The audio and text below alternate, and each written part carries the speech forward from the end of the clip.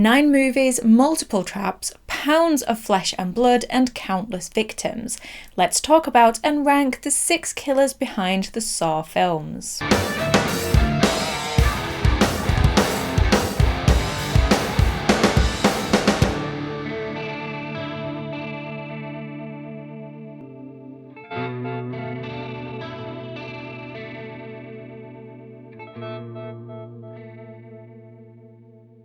Hi guys, I hope you're doing really well. My name is Sarah and welcome to What the Horror, the channel where we talk about horror movies, old and new. Yeah, but mostly just Saw at the moment. So as you probably saw from the title, in today's episode we are talking about and ranking all 6 of the quote-unquote Jigsaw killers from the Saw franchise. That includes the OG John Kramer, his disciples Amanda Young, Mark Hoffman and Lawrence Gordon, the lately revealed first disciple Logan Nelson, and the copycat killer William Emerson / Schenk. So the idea for this episode actually came about from the comment section on my unanswered Saw questions episode that I did with Zach from Cece's World. If you've not seen that already, then I will leave a link to it here and in the description box below. It's a good time, go check it out. But there were a lot of comments about Detective Mark Hoffman. Some of them were, how to put it, quite aggressively annoyed comments aimed at us based on stuff we'd said about him. But look, I get it. They were just being protective of a character I assume they are very fond of. I get it. I'm exactly the same with Adam. But what became clear was that based on the comment section, Mark Hoffman actually appears to be a lot of people's favourite Jigsaw killer. And it got me thinking about who is my favourite Jigsaw killer. I'd never really thought about it before. I mean, I obviously have my favourite characters, but I've never thought about ranking the killers as killers. But hey, you better believe that is what we're doing today. Now obviously I feel like this goes without saying, but it never does, so I will say it anyway. This is going to be my own thoughts and opinions on the 6 characters, and the ranking will be my personal ranking based off of those opinions. So don't be surprised if it differs to yours. And if you don't like the ranking, be constructive and share your ranking and why, because I'd love to know yours. I love seeing the comments and I love your takes on the movies. Here at What the Horror, we're a little family of horror lovers who like to share that love. So if you're not subscribed yet, then what are you waiting for? Click the subscribe button and join the family. The family. It either sounds like the Mafia or the Manson family. Maybe it is. No. Alright then, let's get to the bit that you're here for, the ranking. Okay, so bottom of the list at number 6 is probably no surprise to you, but it's William Emerson, or Detective William Schenk, the Jigsaw killer from 2021's Spiral from the Book of Saw. I could be being very presumptuous here, but I imagine Emerson / Schenk is a lot of people's least favourite Jigsaw killer. He is the only one on the list who doesn't have any actual link to John Kramer. He is just a copycat killer using Kramer's MO to carry out his own goals. William Emerson's story is that when he was a child, his father saw a cop push a victim off a building roof, and when his father was willing to testify, he was killed by a corrupt cop who then tries to cover the murder up as self-defense. Emerson, who witnessed the murder, vows revenge, changes his name to Schenk, joins the police force, and then sets up his Jigsaw-inspired traps and targets the corrupt cops in the police force. The problem for me with Schenk is that he's not very imaginative or impressive. Sounds so mean. A lot of his success comes from the police force's own ineptness, and he leaves an eyewitness to his crimes alive. There is no clean breakaway for him. Chris Rock's character, Detective Banks, can tell people that Schenk faked his own death and is responsible for the Jigsaw killings. I imagine with a bit of detective work, it wouldn't be that hard to do a background check into William Schenk and find that he didn't exist before a certain year, and then look into William Emerson, and hey presto, you got your killer. So surely he's on the run now or in hiding. Another major issue for me in terms of Schenk is that He is by far the easiest killer to identify in the whole franchise.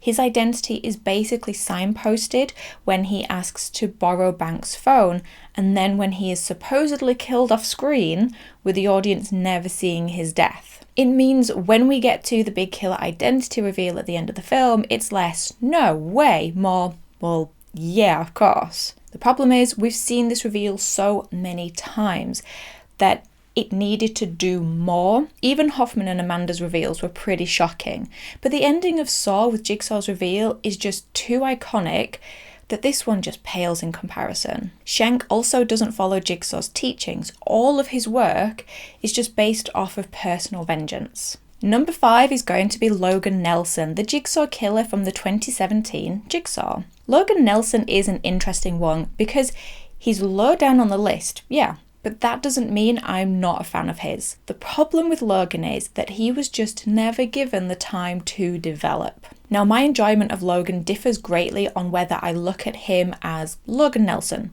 or Logan Nelson Jigsaw Killer. As just Logan, he is a little bland. He's not terrible, but just not very strong when you compare him to other new characters such as Eleanor, the John Kramer fangirl with a lair of replica traps. But as a Jigsaw killer, I find him, or the potential of him, really interesting. Logan's story is that he made a human error in his medical profession, which led to John Kramer's cancer not being found in time to treat it. Because of this, he was put in one of Kramer's first traps, but was ultimately saved by John when he decided Logan shouldn't die for an honest human error. John fixes him up and, as Logan says, put the pieces of his life back together. Get it? It's a Jigsaw pun. Logan came back from the war broken, but John saved him by giving his life a purpose, and together they apparently built a legacy. There are similarities between Logan and other Jigsaw killers. Like Amanda, John gives Logan's life purpose, and like Lawrence, John nurses Logan back to health. He isn't initially forced into it like Hoffman, but like Hoffman, Logan becomes a dedicated follower of John's and stops at nothing to continue the work. Another similarity is between Amanda and Logan in that Halloran highlights that John gave people a choice, a chance to escape, but Logan's trap for Halloran is inescapable, a lot like Amanda's. As far as Logan's motive goes, I can get on board with it. I think it's rooted in and comes from a good place, like John's. He's a mortician who sees the end result of the darkest ugliness of humanity. The victims of murderers and the like end up on his table, and then he watches as people like Detective Halloran let the criminals go. I think justice for victims is a more moral reason than some of the other killers. Are there issues with this motive? Of course there are. First of all, it's an odd veer off of the Jigsaw philosophy we've come to know in the previous 7 films. Now we have the whole "we speak for the dead." And then there's the conversation between Logan and John, where John says, "It can never come from anger or vengeance. You taught me that." All John ever did was target people who he had a personal vendetta against. Sure, some didn't have a tie to him and some were just scumbags, but come on. And Logan's whole game in Jigsaw is pretty much based off of vengeance for the death of his wife. But all that aside, I still find Logan interesting as a Jigsaw killer. He's not physically hindered by illness, height, or strength like John and Amanda. He's military trained, so that's physical and weapon training. He's also medically trained, so he doesn't need to rely on help from others like John did. And Logan also had training in engineering from John, so he is able to build and set up traps on his own. Logan also gets away free and clean, with no ties to him or eyewitnesses, which is much more than some of the others can say. The problem is, the exciting element of Logan comes in the last 8 or so minutes of the film, and then goes nowhere. John, Amanda, Mark and Lawrence were all given multiple films to develop in, and both Amanda and Hoffman had the same "oh shit, it was them" moment, but then they got to show us what they can do. It's exciting to think what they could do with this character of Logan, and a shame that he was underused. Okay, number 4 is going to be one that will probably make people angry, but I'll risk it, and that is Amanda Young. Jigsaw victim in Saw and Jigsaw killer in Saw 2, 3 and now I guess Saw 10. Yeah, I know, Amanda is a fan favourite and iconic, and I know some of you will be shouting at the screen or at least grumbling to yourselves, but This is my ranking, and she's number 4 on my list. But while she may not be very high up on my list, you can't deny the impact this character has had on the franchise and how iconic a character it is. Amanda is a tricky one because while she is a disciple of John's, she is only ever really an assistant. She never had the chance to be the one running the show like Hoffman and Lawrence. But I do count her as a Jigsaw killer because that was the intention, for her to continue John's work after he died. She's just not a very good one. Amanda's story is that she was a drug addict who John felt was wasting her life, and so she ended up in one of, if not the, most iconic saw trap, the reverse bear trap. Proving she has the will to live, Amanda escaped the trap and credited Jigsaw with helping her. She went on to become his apprentice and helped set up the traps that took place after the bear trap.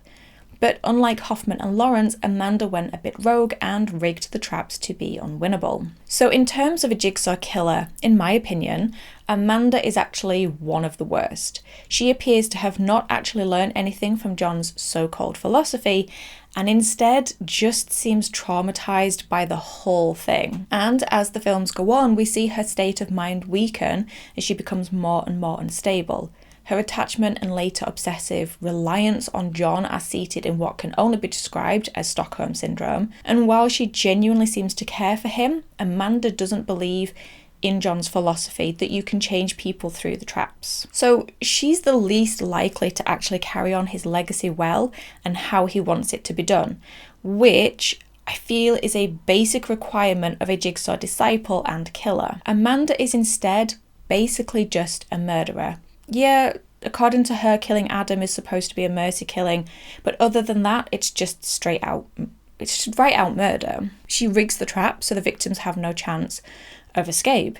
Even John doesn't fully trust her once he cottons on to what she's doing. I mean, while he's open about everything with Lawrence and even Hoffman to a point, John keeps things hidden from Amanda and trusts her so little that he doesn't even have a simple conversation with her, which I feel would be the simplest and easiest option, but hey, instead he sets up an elaborate test for her within another test.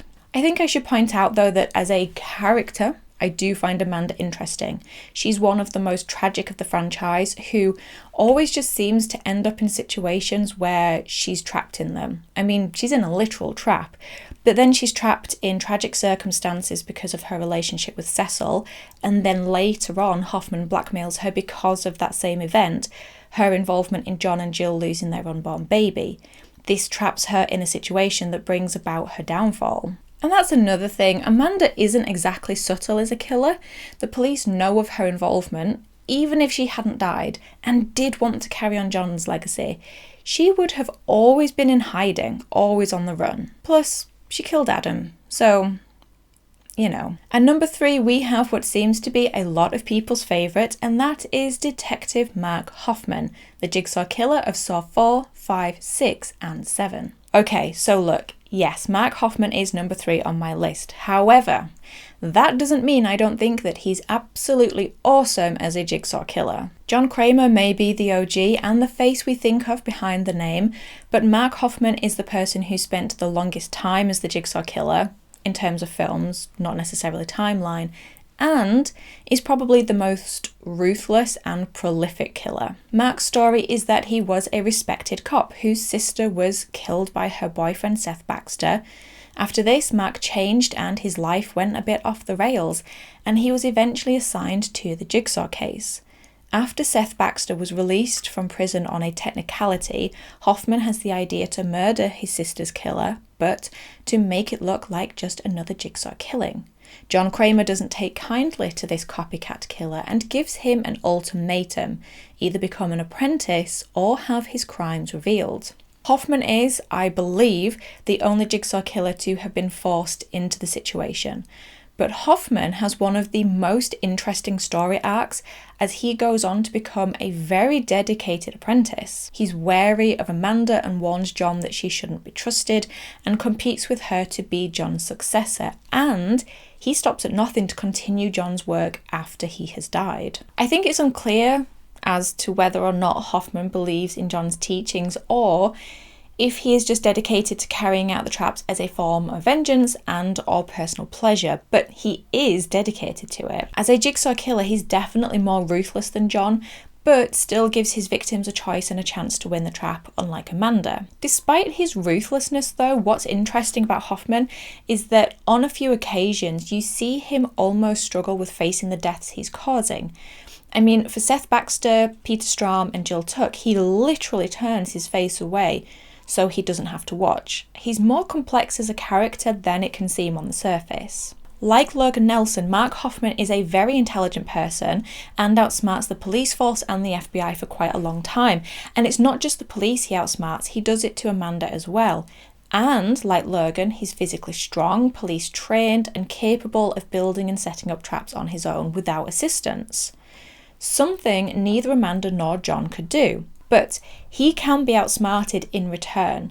It never occurs to him that John would be keeping watch of him even after he's gone, and appears dumbfounded when he sees Lawrence revealed under the pig mask. So John didn't share everything with him. Hoffman doesn't have a clean getaway like Logan and seemingly ends up dead like Amanda. But I have to say that while Hoffman's bowing out is anything but subtle, it's also frigging awesome. This guy just goes into survival mode and wipes out the entire police force in his bid to escape.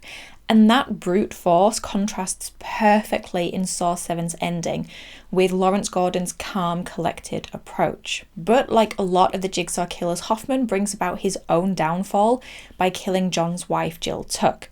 If he hadn't done that, then he probably would have been able to escape. I mean, he'd killed basically anyone else who knew about him. Hoffman as a character is given so much time and a wealth of information to develop on. And even if you don't like where they take him, and even if he isn't the best Jigsaw killer, because of him letting his desire for revenge be his downfall, you can't deny that his tenure as Jigsaw is still pretty darn epic. Okay, so coming in at second place is Dr. Lawrence Gordon, Jigsaw victim in Saw and Jigsaw killer in Saw 7. Yeah, you heard me right, Lawrence Gordon is higher on the list than Hoffman and Amanda. I mentioned earlier that you have to acknowledge the impact that Amanda Young had on the Saw franchise, but the impact that Lawrence Gordon has had could perhaps be even greater. Lawrence's story is that he was John Kramer's oncology doctor treating his cancer. Lawrence, flawed, overconfident and cheating on his wife, ultimately lands in one of Jigsaw's traps. Driven to the point of madness by having his family's safety threatened, Lawrence escapes the trap by sawing off his own foot, and so giving the franchise its title, and having failed to kill Adam, he goes to get help. But like Carrie Elwes said, the amount of blood that Lawrence has lost means he isn't getting 2 blocks away. It turns out he didn't get further than the corridor outside the bathroom, passing out after cauterizing his foot. He was then found, rescued and nursed back to health by John, and after this, Lawrence became John's 3rd apprentice. Now you could argue that he became the most important and significant apprentice, because while we didn't see it play out and we had it revealed retrospectively, Lawrence actually contributed the most to John's legacy and was the most efficient and successful of the disciples. Lawrence is the one who helped John with every trap after the bathroom one, suggesting Jeff's wife for the surgery, performing surgical procedures on trap victims and sending notes to Mark Hoffman. He's also the one who continued John's legacy after he died. Where Amanda no longer believed in John's philosophy and Mark became more ruthless than John, even killing John's wife, Lawrence is the one who most closely followed his wishes. While by Saw 7 we've had the shock of a good guy being revealed as a Jigsaw killer, Lawrence's is actually my favourite. He's a substantially big character from the original Saw, and there was always the mystery of his fate lingering in the background. And I love that while there is the biggest gap between introduction and reveal with Lawrence, the flashback montage at the end of the film instantly makes you feel the presence and importance of Lawrence's role in everything.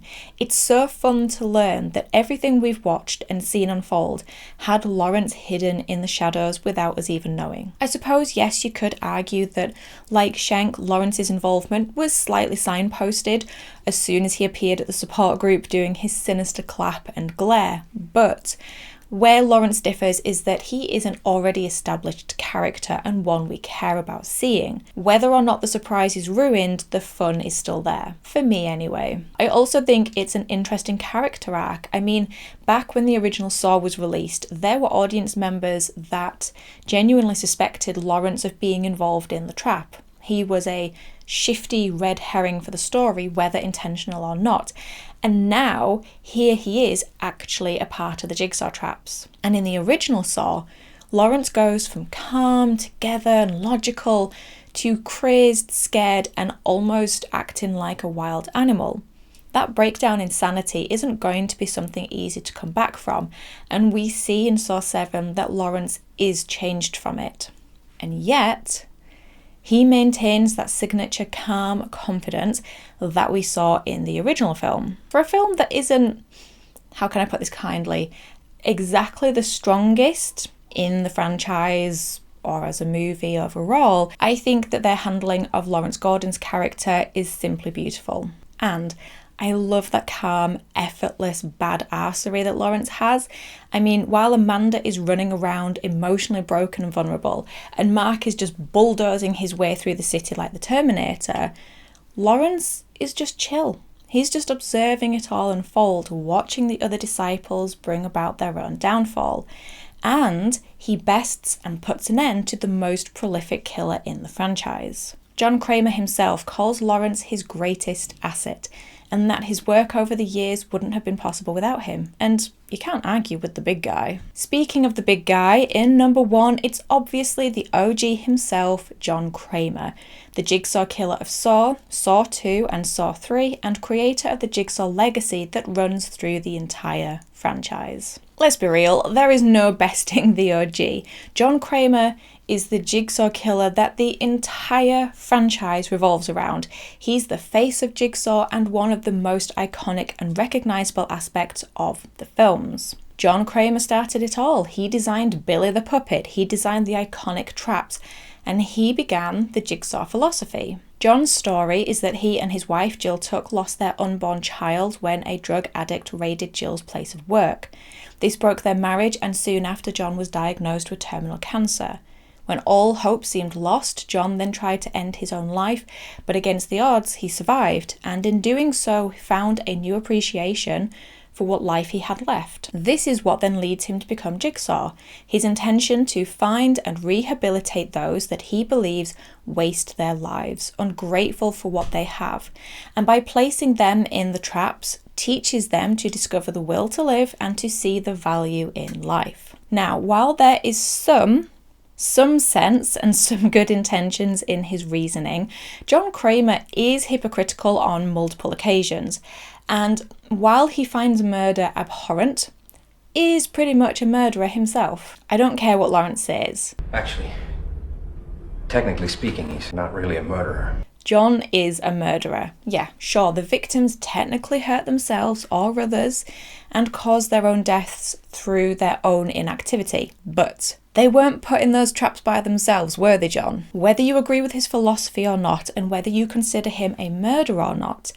there's something so weirdly endearing and fascinating about John's pure, adamant and deluded belief in what he's doing. There is also something so irritating though in how he picks and chooses how he applies his judgments on who deserves what and who wins their game. He places Logan Nelson in the trap only to save him because he now doesn't believe Logan deserves to be punished for an honest mistake.